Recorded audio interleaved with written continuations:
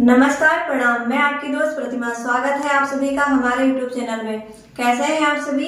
आशा करती हूँ कि आप सभी स्वस्थ होंगे और अपनी तैयारी अच्छे से कर रहे होंगे। तो जैसा कि मैंने आप लोग से कहा था कि मैं वर्णमाला का दूसरा टॉपिक जो कि है स्वर के बारे में मैं अपना वीडियो बनाऊंगी। तो वही मैं वीडियो लेकर के आई हूँ आप लोग के लिए कि स्वर के कितने भेद होते हैं। तो स्वर के 3 भेद होते हैं, जिसमें पहला भेद है मात्रा के आधार पर। तो मात्रा के आधार पर भी हमारे 3 भेद होते हैं। जैसे पहला है ह्रस्व स्वर, दूसरा हमारा है दीर्घ स्वर, तीसरा हमारा है प्लुत स्वर।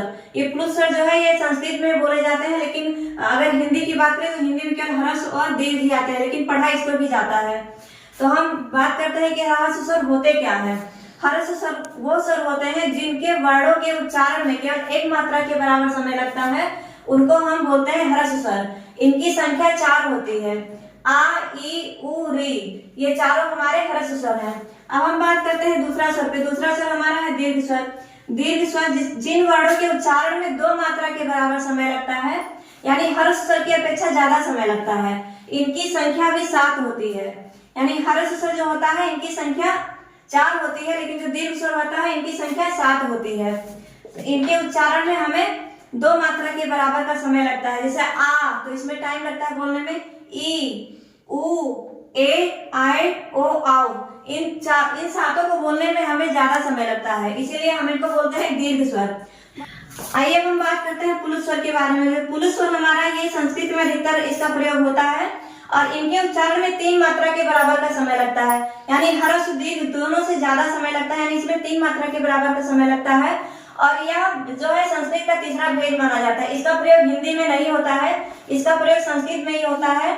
जैसे कि हम बोलते हैं ओम, तो ओम में ज्यादा समय का उच्चारण लगता है, तो इसकी मात्रा जो होती है इस तरीके से होती है, ई की तरह लिखा जाता है। इसको बोलते हैं ओम में इसका उच्चारण होता है और कहीं इसका प्रयोग नहीं होता है, यानी संस्कृत में ही इसका प्रयोग होता है। तो ये हमारे संस्कृत में मात्रा के आधार पर स्वर के भेद हैं। अब हम बात करते हैं जिन स्वर को जीव के प्रयत्न के आधार पर बोला जाता है, जीव के प्रयत्न के आधार पर स्वरों की संख्या कितनी होती है। तो जीव के प्रयत्न के आधार पर स्वर के 3 भेद होते हैं। पहला होता है अग्र स्वर, दूसरा होता है पश्च स्वर और तीसरा होता है मध्य स्वर। ये तीनों है जीव के प्रयत्न के आधार पर भेद। तो इनमें अग्र स्वर क्या होता है, जैसे जिन स्वरों के उच्चारण में जीव का अगला भाग ऊपर नीचे उठता है, यानी कि जिस स्वर के उच्चारण में जीव का अगला भाग ऊपर और नीचे उठता है, उनको बोलते हैं हम अग्र स्वर। और इनकी संख्या होती है 4।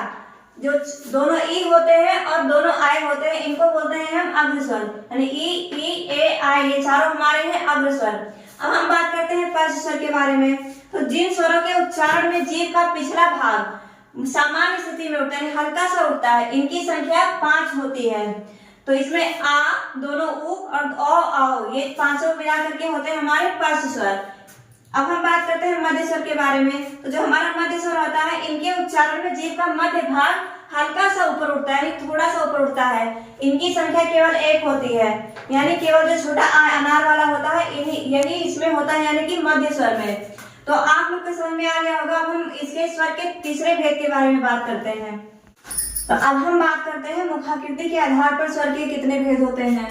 तो मुखाकृति के आधार पर स्वर के 4 भेद होते हैं। पहला होता है समृद्ध, दूसरा होता है अर्धसमृद्ध, तीसरा होता है विपरीत, चौथा होता है अर्धविपरीत। यानी ये चारों जो है ये मुखाकृति के आधार पर इसको विभाजित किया गया है। जैसे समृद्ध क्या है, तो जिन स्वरों के उच्चारण में मुख बहुत कम खुलता है, यानी आधा खुलता है, आधा से भी कम खुलता हो, इनकी संख्या 4 होती है। यानी ई बोलने में मुख बहुत कम खुलता है, ई, उ, इनको खोलने में मुख जो होता है ना बहुत ज्यादा ही कम खुलता है। अब हम बात करते हैं दूसरा भेद है अर्धसमृद्ध। अर्धसमृद्ध जो है जिन स्वरों के उच्चारण में मुख समृद्ध की अपेक्षा कुछ अधिक खुलता है, यानी कि समृद्ध की अपेक्षा थोड़ा सा ज्यादा खुलता है। इनकी संख्या 2 होती है। जैसे ए, ओ, यानी इसमें भी मुख जो है पूरा नहीं खुलता है, कुछ ज्यादा खुलता है समृद्ध की अपेक्षा। अब तीसरा भेद हमारा है विपरीत। तो विपरीत हमारा है वो जिन स्वरों के उच्चारण में मुख पूरा खुलता है, यानी कि जिन स्वरों के उच्चारण में मुख हमारा पूरा खुल जाता है, उनको हम बोलते हैं विपरीत स्वर। तो इनकी संख्या केवल 1 है, जिसमें खाली बड़ा आ वाला आता है, आम वाला आ आता है। तो आ बोलने में मुख पूरा खुल जाता है। अब हम बात करते हैं चौथा भेद। तो चौथा भेद है अर्धविपरीत, यानी कि जिन स्वरों के उच्चारण में मुख आधा खुलता है, यानी जिन स्वरों का उच्चारण करने पर मुख आधा खुलता है, उनको हम बोलते हैं अर्धविपरीत। इनकी संख्या 3 होती है।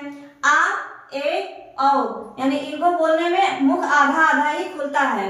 अब हम बात करते हैं कि स्वर के जो चौथा भेद है, ओष्ठाकृति के आधार पर स्वर को कितने भागों में बांटा गया है। तो ओष्ठ की आकृति के आधार पर स्वर को 3 भागों में बांटा गया है। पहला जो है हमारा वह है वृत्ताकार, यानी कि मुख को जो वृत्त होता है, अगर वृत्त गोल से होता है तो वही मुख के आकृति जो ओठ होता है गोल कैसे खुल रहा है, उसी के आधार पर इसको 3 भागों में बांटा गया है।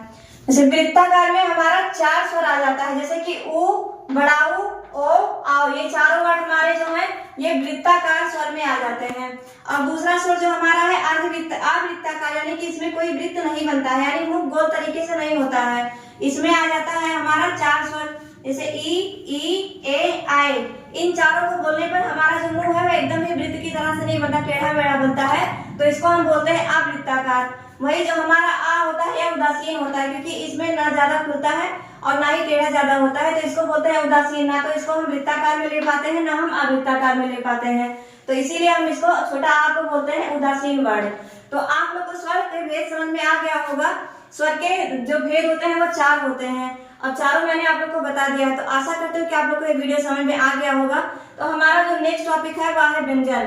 अब व्यंजन के बारे में हम बहुत जल्द दूसरा वीडियो लेकर आने वाले हैं। आप लोग वीडियो देख करके छोड़ देते हैं लेकिन सब्सक्राइब नहीं करते, तो प्लीज आप लोग से रिक्वेस्ट है कि वीडियो को सब्सक्राइब जरूर करें। अगर आप लोग को वीडियो पसंद आई हो तो वीडियो को लाइक करें, शेयर करें और सब्सक्राइब करना बिल्कुल भी ना भूलें। जय हिंद। तो मिलते हैं नेक्स्ट वीडियो में।